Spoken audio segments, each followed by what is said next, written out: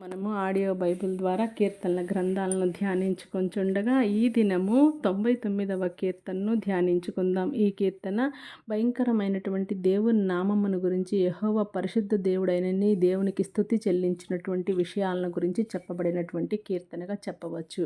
అయితే 99వ కీర్తనను ధ్యానించుకుందాం. యెహోవా రాజ్యము చేయుచున్నాడు, జనములు వణుకును.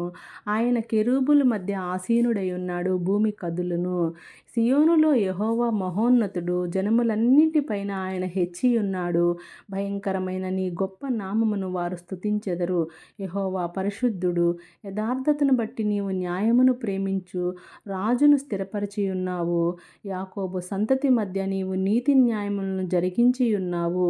మన దేవుడైన యెహోవాను ఘనపరచుడి, ఆయన పాదపీఠము ఎదుట సాగిలపడుడి. ఆయన పరిశుద్ధుడు. ఆయన యాజకుల్లో మోషే అహరోనులుండిరి. ఆయన నామమును బట్టి ప్రార్థన చేయువారిలో సమూయేలు ఉండెను. వారు యెహోవాకు మొరపెట్టగా ఆయన వారికి ఉత్తరమిచ్చెను. మేఘస్తంభముల నుండి ఆయన వారితో మాట్లాడెను.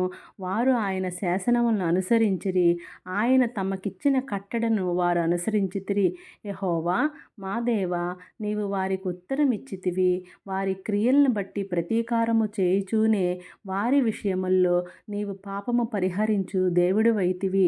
మన దేవుడైన యెహోవా పరిశుద్ధుడు. మన దేవుడైన యెహోవాను ఘనపరచుడి, ఆయన పరిశుద్ధ పర్వతం ఎదుట సాగిలపడుడి. Thank you. Praise the lord.